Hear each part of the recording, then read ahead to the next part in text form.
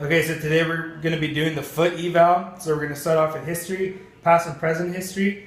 Then we're going to look at inspection, soil and discoloration, deformity, looking for arches, weight bearing with no shoes on, looking for pes cavus versus pes planus, looking for toe positions, looking for hammer toe, mallet toe, or valgus or varus toe.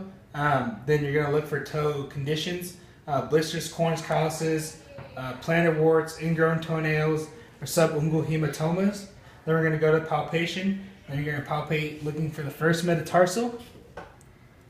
Then you're looking for the sesamoid bone of the first MTP joint, looking for sesamoiditis. And then you're going to look for the second, third, and fourth metatarsal. Looking for fracture. Fifth metatarsal, looking at the base, looking for Jones or avulsion fracture. The cuboid, looking for Peroneus longus tendinitis. Then the cuneiforms.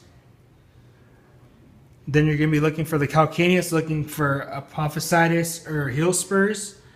Then the talus. And then the navicular, looking for deformity or pes planus. Then you're going to be looking on soft tissue. So you're going to be looking for plantar fascia, looking for plantar fasciitis, and between the metatarsal heads, for Martin's neuroma. Then we're going to move on to special functional tests, the stress test. So you have the great toe hyperextension test, looking for turf toe, or the long bone compression test, looking for metatarsal fractures, or joint play assessment. So we're looking for inner metatarsal.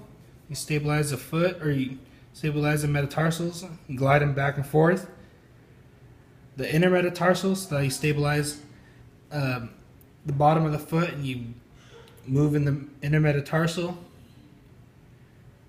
And the mid-tarsal, the mid-tarsals are just right here, looking for any fracture, discomfort.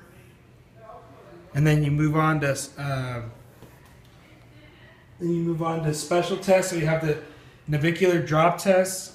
So for the navicular drop test, you're going to have the patient go non-weight bearing. You're going to find the navicular, draw a dot on it, and then you're going to have an index card, place a line on the index card while the patient is still non-weight bearing where the navicular is at. Then you're going to have them shift their weight so their weight is evenly distributed on both feet. Then you're going to measure where the navicular lies again on the card, and if it's more than 10 millimeters, it's pes cavus. If it's less, it would be pes planus. And if it's just around 10, then you have a neutral foot. Then you're going to move on to range of motion. Oh, then you have also Feislein.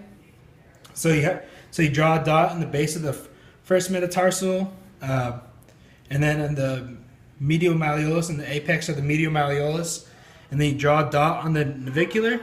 Then you draw a dot from the apex of the medial malleolus to the base of the first metatarsal. And if the dot lies below the line, it's pes planus, and if it lies above it, it's pes cavus. And then now we move on to range of motion. So we have passive and active, and I'm going to give you passive. So you have subtalar inversion from 0 to 30, subtalar eversion from 0 to 5.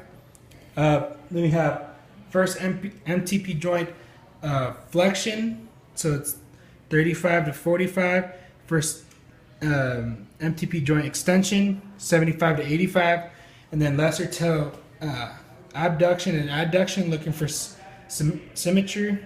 And then lesser toe flexion and extension, looking for symmetry as well. Then we have resistive range of motion. And so you're just going to resist to my hand wherever I place it. And then so we have a toe extension.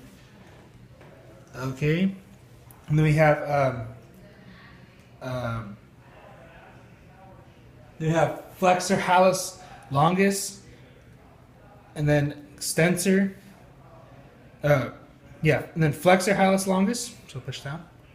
And then flexor digitorum, and those are both your tibial nerve. And then extensor hallucis longus, and then extensor digitorum longus, and those are both your deep peroneal nerves. Then you move on to neurological testing. So just So do as I do. So L5 is toe extension. Then we move on to sensory. So then we have L4 medial side of the foot, L5 dorsum of the foot, S1 lateral side of the foot. The reflex is S1, so you would have the patient scoot up, and then you pretend your hand would be a hammer. Tap the Achilles, looking for S1 for an Achilles reflex. Then blood flow, we have posterior tibial artery pulse, then dorsal pedal artery pulse, recapitalization test, and then you bilaterally compare.